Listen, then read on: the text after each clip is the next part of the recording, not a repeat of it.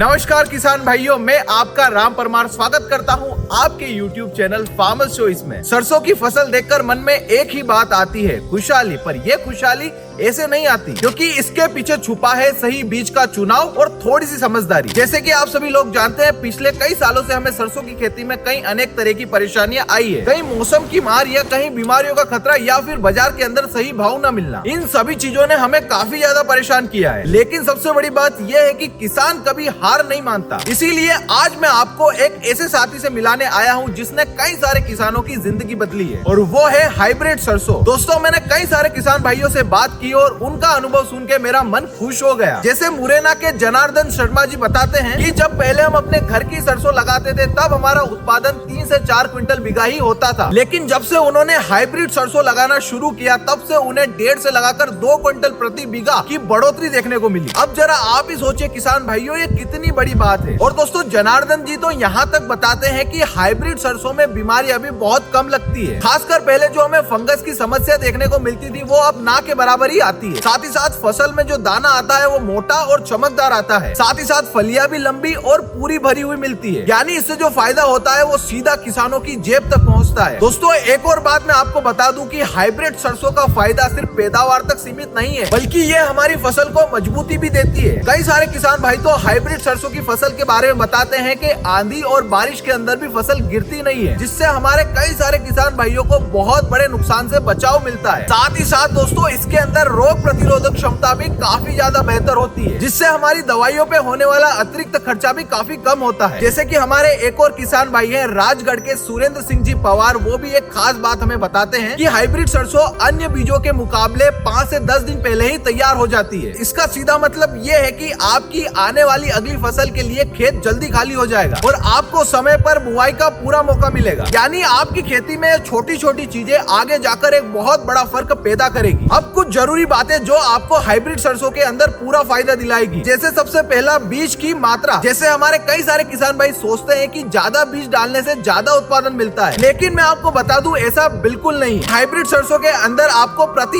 एकड़ सिर्फ 1 किलो बीज ही डालना रहता है। इससे पौधों को फैलने की पूरी जगह मिलती है, साथ ही साथ शाखाएं भी ज्यादा आती है और आखिरी में पैदावार भी पहले के मुकाबले काफी ज्यादा होती है। दोस्तों, दूसरी बात ये जो आपको हाइब्रिड सरसों के अंदर फायदा दिलाएगी वो है सल्फर का इस्तेमाल। दोस्तों, हमारे कई सारे किसान भाई हमें बताते हैं कि सल्फर सिर्फ तेल की मात्रा नहीं बढ़ाता, बल्कि फसल को पाले और फंगस से भी बचाता है। अगर आप प्रति बीघा 7 से लगाकर 8 किलो सल्फर का इस्तेमाल करें तो आपकी फसल और भी ज्यादा मजबूत और भी ज्यादा सुरक्षित हो जाएगी। और किसान भाइयों, मैं आपको बता दूं कि अगर आप हाइब्रिड सरसों अपनाते हैं तो न केवल आपकी पैदावार बढ़ती है बल्कि आपकी कमाई भी बढ़ती है। क्योंकि मुरैना के राम ख्याली जी शर्मा, जो कि पिछले 50 साल से खेती कर रहे हैं, उन्होंने तो हाइब्रिड सरसों को अपनी सफलता का आधार बताया है। उनके बच्चे आज डॉक्टर और ग्रेजुएट बने हैं और वो कहते हैं कि ये सब खेती की बदौलत ही हुआ है। यानी किसान भाइयों, ये सिर्फ खेती नहीं बल्कि हमारे देश की जरूरत भी है। यानी जब हमारी सरसों की पैदावार बढ़ेगी तब देश तेल में जाकर आत्मनिर्भर बनेगा और हमारी ग्रामीण अर्थव्यवस्था भी कई गुना मजबूत होगी। यह हमारी शान है और यही हमारी पहचान है। तो मेरा आप सभी किसान भाइयों से यही कहना है कि आज ही हाइब्रिड सरसों की फसल अपनाएं